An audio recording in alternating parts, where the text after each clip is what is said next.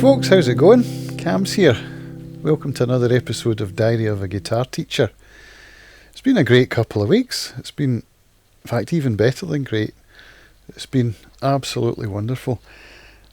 I got the Arran Folk Festival at the beginning of June and took the opportunity to record most of the concerts, at least a couple of songs from each of the participants.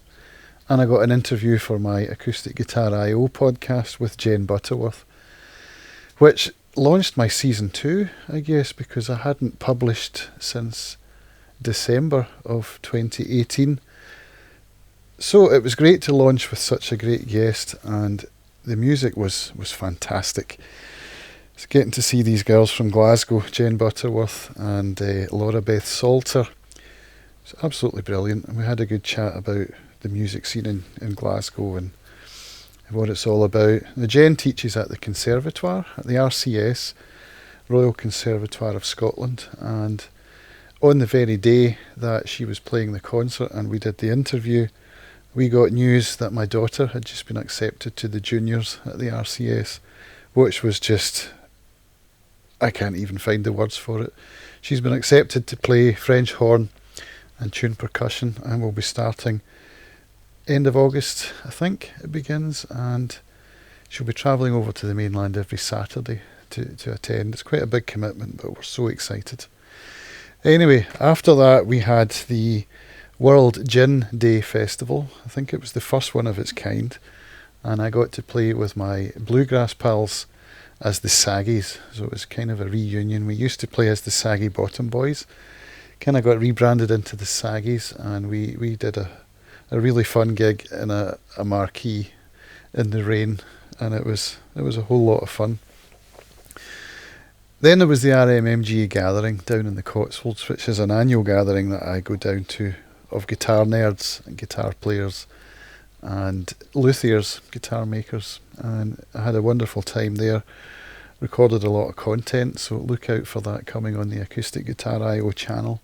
I just published an interview that I did with the fingerstyle player Mike Dawes, so have a look for that. It's about an hour long, and it's a great discussion. Really enjoyed chatting to Mike. And this month I'm going to be doing a live stream on the Fingerstyle Hub group on Facebook. I joined that relatively recently, actually. It was only a few months ago, and discovered there were a few people on there that I already know, which is no great surprise, and got in touch with the guy that runs it, Tommy Luce, and it turns out that we have some mutual acquaintances, and he invited me to do a live stream sometime in July. So of course, what am I going to do? I'm going to try and make it the best quality that it can be, which is what brings me on to this particular product here. There we go, the Aver Media LiveGamer HD2. It's a capture card, an HDMI capture card that will go into a PCI Express slot on my motherboard and will allow me to connect my Sony cameras straight into the computer and hopefully give me some great video for doing live streams. Now, I have done some live streams before using a webcam and enjoyed it a lot. In fact, that was back when DLive was a thing, before it jumped ship away from the Steam blockchain. And I used to do weekly concerts, probably around a couple of hours, and really enjoyed it a lot. So it's something I would like to kind of revive. I'm not sure on what platform I would use and how I would broadcast. That's something my son can probably help me with, because he has this same card. I actually bought one on eBay for myself, and then his birthday came up, and I thought, well, I'll give it to him for his birthday, because he'd been asking for one for a while to do live streams of gaming that he likes to do. So I'm going to get this unboxed and installed, and then I'll test it this afternoon and see what kind of results I get and how the settings are configured and all that technical stuff. But it should be fun.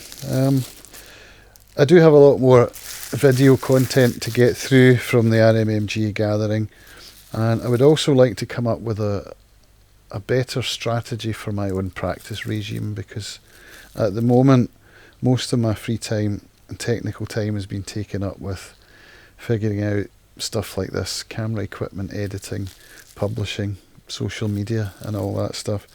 And that, I mean, that's great, that's what I'd love to be doing, but my music practice is suffering a little bit because of the time compression. I'm struggling to fit that in, so I need to come up with a kind of strategy, even a timetable or whatever. You know, I'll talk to you about that in the next show and let you know if I've come up with any solutions for that. So that's where I am just now. Oh, I had a solo gig. I got to play in Crofters in Brodick, which used to be Fiddlers. That's where I used to play with my bluegrass band and with the Cayley band back 2016 on for about 3 years, I think. 2015 actually it would have been, I think. And those two bands split up at the end of, man, it's actually over a year I think now. It will be. And so I get the odd solo gig now, and for that I tend to use my loop station. I've got the Boss RC300 looper with the 3 pedals, and that really helps to enhance my solo shows. So yeah, I'm hoping for a few more of them before the year's out. It's good fun, and it's good doing live streams. I think will be good practice for that, because I'll be able to set up at my feet and put everything through my PreSonus mixing desk here and then straight into camera. So hopefully that should work for live streaming, but that's, as I said, that's where some of the technical stuff I need to figure out comes into play.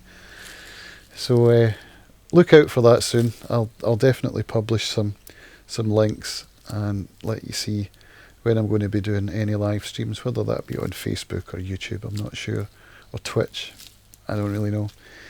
Teaching wise, things have kind of calmed down a lot. It's the summer holidays, and so my pupils are kind of not around, or I guess they just don't really want to come during the holidays because they've got stuff to do, holiday stuff, you know, which is a shame. So what I would like to do, just push my brand a bit more, do another short video, I think, publish on Facebook for the local market. I'm also thinking about putting an advert into the local paper. That's something I did successfully when I was running my computer repair business. It's just whether that will end up costing me more than I could make, but you have to speculate to accumulate, don't you? So I think that's probably what I will do. I'll put an advert out as a guitar teacher, just to hit the local market, try and get some more people coming around and learning what I can teach them, because I really do enjoy it, and it really inspires me and motivates me to start going through a lot of my content that I've got sitting on the bookshelves over there, and some of my DVD content and my, you know, online video stuff that I subscribe to. I really do enjoy that. I think a big part of what I do when it comes to teaching is learning how to go through and curate the materials that I have to tailor what I have towards particular students. And that's something I hadn't really thought about when I started teaching, was how to learn how to draw upon all the materials that I have and use them to good effect. So I'm looking forward to getting more pupils and getting more into that, sort of learning myself how to do that. I think that will be good for me, and certainly good for my pupils too. So I'm going to switch off now, say thanks for watching, and get this card plugged in and see how we get on with the live streaming. Thanks for watching, folks. I'll see you in the next video. Bye for now.